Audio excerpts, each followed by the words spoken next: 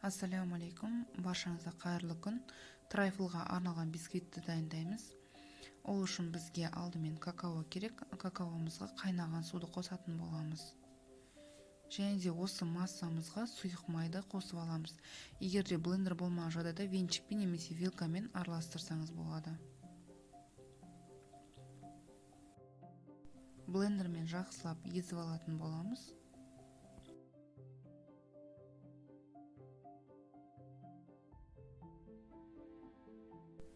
Және де жұмыртқамызға қантымызды қосып, жақсылап миксерлейтін боламыз. Массамыз 2 есе болып көтеріліп ағару керек. Сонда бисквитіміз жақсы көтерілетін болады.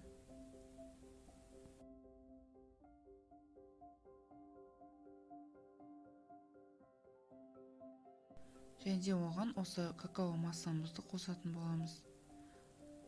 Барлығын бірге жақсылап біркелкі болғанша миксерлейміз.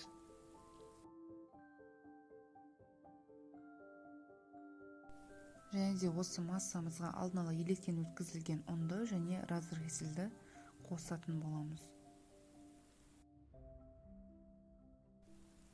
Бізде осындай тым қою емес, тым сұйық емес, осындай қамыры болуы қажет.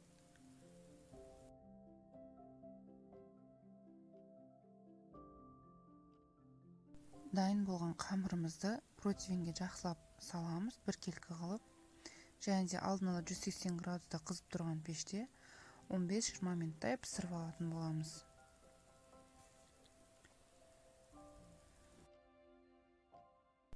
Міне бисквитіміз әдемі көтеріліп, жұмсақ болып пісіп шықты.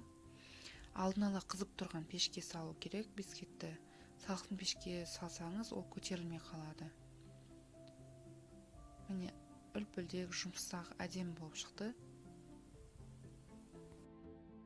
Енді крем дайындайтын боламыз. Ол үшін бізге сгущенка қажет. Және де сгущенканың 3 желание немесе айналайын алғаныңыз дұрыс. Жақсы качествосына мән беріңіз. Және де 33%-лық сливки керек. Міндетті түрде салқын болғаны дұрыс. Сливкеміздің холодильниктен шыққан болу керек. Жақсылап екеуін миксерлейтін боламыз, қоюланғанша. Тым қатты ұзақ миксерлеудің де қажет жоқ. 5 минут, 7 минут жеткілікті.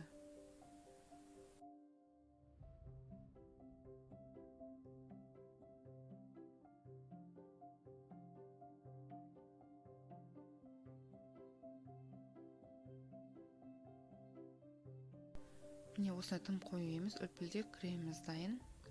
Және де бисквитімізді осылайнан қолымызбен бөліп салатын боламыз. Өзіңіздің қалаған ыдысыңызға салсаңыз болады, немесе трайфлға арнайы арналған ыдыстары бар, соны алсаңыз болады. Мен үй жағдайында жасап жатқан соң, өзіме ыңғайлы ыдыста жасап жатырмын. Және де сүтпен пропитка жасасаңыз да болады, өте жұмсақ, нәзік болып шығатын болады. Жаңағы кремімізді үстіне жағып шығамыз.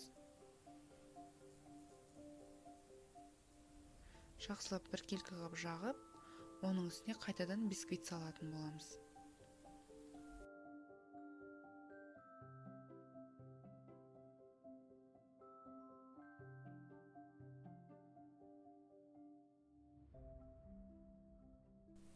Осылайнан бисквитті 2 қабат қылып салсаңыз да болады, немесе бисквит және крем, оның үстіне шоколад құйып істесеңіз де болады, 1 қабат қылып.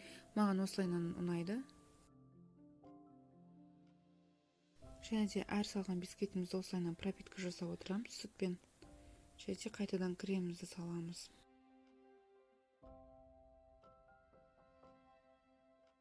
Креміміз осындай үлпілдек, жұмсақ, нәзік болғаны дұрыс.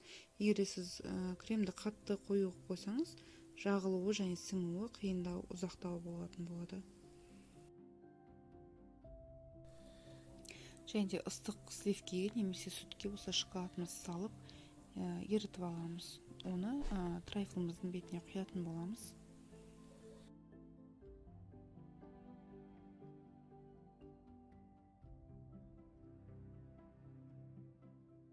Сонымен трайфлдарымыз дайын. Менде осы бисквиттен 5-6 трайфл шығаруға болады. Мен 3 ыдысқа жасадым.